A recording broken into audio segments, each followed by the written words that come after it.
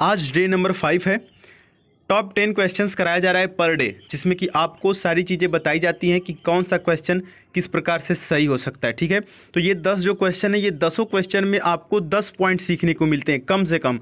अधिक से अधिक 10 से भी ज़्यादा हो सकते हैं। तो ध्यानपूर्वक आप इस वीडियो को देखिएगा और जो भी क्वेश्चन नहीं समझ में आएगा आप फिर से पूछ सकते हैं, उसको दोबारा से समझाया जाएगा। पहला जो क्वेश्चन है यहाँ पर आपके सामने बहुत ही इंपॉर्टेंट है, फाइंड द एरर। एक बच्चे ने कमेंट किया कि सर फाइंड द एरर में ज़्यादा मेरा गलती होता है, उसको थोड़ा धीरे समझाएं, आराम से समझाएं।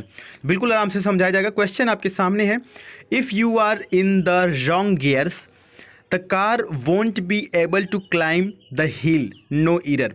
4 ऑप्शन है आपके पास। जिस सेक्टर में गलत होता है, यानी यहाँ से यहाँ तक गलत होता है, तो ऑप्शन नंबर ए, यहाँ से और यहाँ तक ऑप्शन नंबर बी, और ये सी, और उसके बाद डी। तो आपके हिसाब से किस पार्ट में गलती है? जिस पार्ट में गलती रहती है वही ऑप्शन सही रहता है। यहाँ पे जो करेक्ट आंसर है वो है ऑप्शन नंबर ए, यानी ए पार्ट में गलती है। गलती कहाँ पे है? देखिए, गियर्स नहीं होता है, कभी भी गियर होता है। यहाँ पर एस नहीं रहेगा, यहाँ पर एस नहीं रहेगा, क्योंकि किसी भी व्हीकल में एक समय में एक ही गियर का प्रयोग किया जाता है, इसलिए गियर्स नहीं होता है, सिर्फ गियर होता है। याद रखेंगे, कंफ्यूज नहीं होंगे। चलिए अगला जो क्वेश्चन है ये भी फाइंड द एरर से है। At the party Rohit introduced me to his friends who is radio jockey, no error. Radio jockey जिसको आरजे बोलते हैं, जो लोग रेडियो पे बोलते हैं। ठीक है, तो यहाँ पे किस पार्ट में एरर है? यदि आपको लग रहा है पार्ट नंबर सी में, तो बिल्कुल सही लग रहा है, क्योंकि देखिए ये जो सेंटेंस है यहाँ पे आप देख सकते हैं, ये सेंटेंस पास्ट में है, तो यहाँ पे इज नहीं आएगा बल्कि हु वाज रेडियो जॉकी, क्योंकि ये जो इंट्रोड्यूस करा रहा है वो पास्ट में करा रहा है, यानी कि ये बीता हुआ चीज़ है। तो हु इज नहीं रहेगा, हु वाज रेडियो जॉकी, यानी कि आरजे। अगला क्वेश्चन देखिए, ये भी काफ़ी इंपॉर्टेंट है। During the class the teacher request to the students to have patience, no error. बहुत ही इजी क्वेश्चन है, और यदि आप पैसिव वॉइस समझते होंगे तो इस क्वेश्चन को सही कर पाएंगे। जी हाँ, यहाँ पे ऑप्शन नंबर बी सही हो जाएगा। देखिए यहाँ पे रिक्वेस्ट है, जबकि ये रिक्वेस्ट नहीं होगा, रिक्वेस्टेड होगा। During the class the teacher requested to the students to have patience, तो यहाँ पे रिक्वेस्टेड हो जाएगा। ठीक है, चलिए अगले क्वेश्चन की तरफ बढ़ते हैं। देखिए ये जो क्वेश्चन है ना, ये बहुत ही इंपॉर्टेंट है। यदि आपके पास पेन होगा तो ज़रूर इस रूल को लिख लीजिएगा। पहले समझते हैं कि क्वेश्चन में पूछ क्या रहा है। कह रहा है कि the warning bells dash several times before anyone realised the danger. अब यहाँ पे फिल इन द ब्लैंक से क्वेश्चन आया है, तो ऑप्शन 4 आपके सामने हैं, और इनमें से कौन सा सही हो सकता है? एक चीज़ आप यहाँ पर नोट कर सकते हैं कि जब भी दो एक्शन पास्ट टेंस में होते हैं, दो एक्शन, ध्यान रखिएगा, दो एक्शन पास्ट टेंस में होते हैं, तो जो पहला एक्शन होता है उसमें पास्ट परफेक्ट लगाया जाता है, यानी कि पहले एक्शन में पास्ट परफेक्ट और दूसरे में पास्ट इंडिफिनिट। तो यहाँ पे देख सकते हैं कुछ उसी प्रकार से सेंटेंस है, दो पार्ट में दो एक्शन हो रहा है, वो दोनों पास्ट में हो रहा है। तो पहला जो है वो पास्ट परफेक्ट में, यानी हैड रंग हो जाएगा। क्या हो जाएगा? हैड रंग यहाँ पर। और दूसरा देख सकते हैं यहाँ पे पास्ट इंडिफिनिट में रियलाइज्ड है, तो यहाँ पे ऑप्शन नंबर बी से हो जाएगा। इस रूल को लिख लेंगे कि दो एक्शन जब पास्ट में होता है तो एक पहला जो है पास्ट परफेक्ट में और दूसरा पास्ट इंडिफिनिट में। बिल्कुल कंफ्यूज नहीं होंगे, इससे बहुत ही क्वेश्चन आपके एग्जाम में आते हैं। अगला जो क्वेश्चन है, put your own house dash order before preaching others. बहुत ही महत्वपूर्ण लाइन यहाँ पे कही गई है, और यहाँ पे फिल इन द ब्लैंक में देखिए आपको पता नहीं होगा तो सही नहीं कर पाएंगे, क्योंकि ये एक एडियम है। आपको बता दें कि यहाँ पे ऑप्शन नंबर सी से हो जाएगा, यानी कि इन आएगा।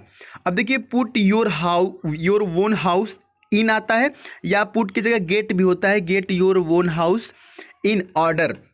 इसका मतलब होता है कि to solve your own problem, यानी कि अपनी समस्या का समाधान करना। जैसे एक उदाहरण के माध्यम से आपको समझाने की कोशिश करेंगे यहाँ पे। जैसे you should put your own house in order before telling others, यानी कि आपको अपनी समस्याओं का खुद समाधान करना चाहिए किसी से पूछने से पहले। ठीक है, उम्मीद है कि आप समझ में आया होगा आपको। ये यहाँ तक मिलाकर एक ईडियम है, यहाँ पे इन आएगा। अगला जो क्वेश्चन है, इन इंडिया, बहुत ही ईजी है, देखिएगा। In India Hindi is the most dash spoken language. अब एक चीज़ आप जानते होंगे कि लैंग्वेज कभी भी प्लूरल नहीं होता है, लैंग्वेज ही रहता है, लैंग्वेजेस नहीं होता है। एक चीज़। दूसरी चीज़, अब यहाँ पे कौन सा ऑप्शन सही होगा, तो यहाँ पे ऑप्शन नंबर डी सही हो जाएगा। देखिए वाइडली का मतलब होता है व्यापक रूप से, तो जो हिंदी है वो भारत में व्यापक रूप से बोली जाती है।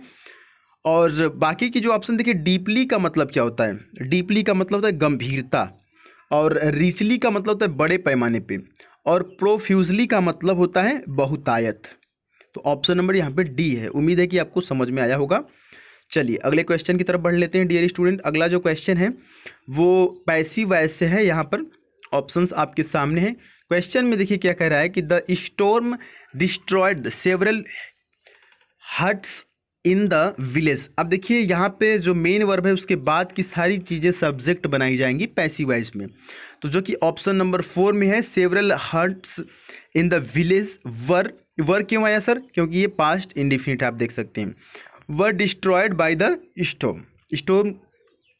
अगला जो वर्ड आपके सामने है ये साइनोनिम से है, बहुत ही इंपॉर्टेंट वर्ड है, क्लास्प।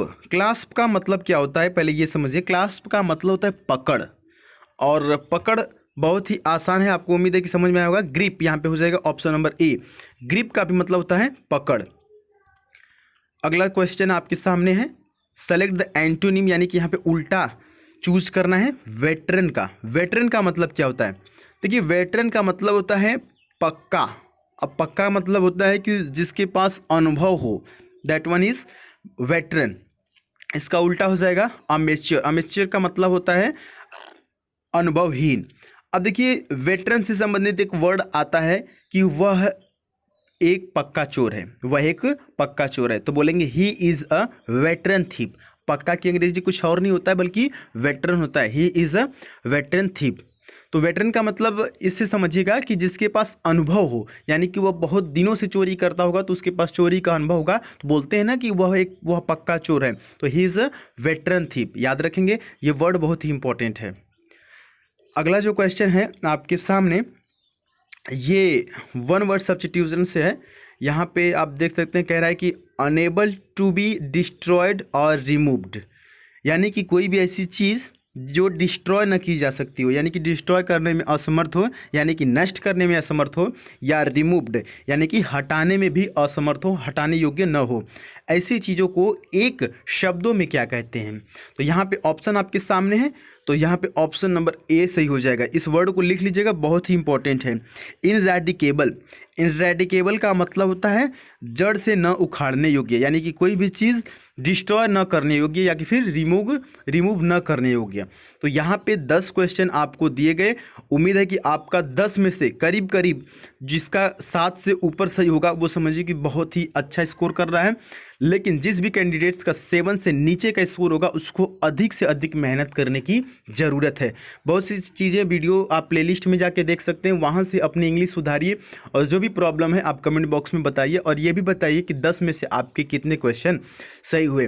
बाकी यदि आप भी हमारे साथ जुड़ना चाहते हैं इंस्टाग्राम पे, तो द सुधीर पांडे सर्च करके वहाँ पे आप हमें फॉलो कर सकते हैं। चलिए मिलते हैं नेक्स्ट वीडियो में, तब तक के लिए जय हिंद, वंदे मातरम।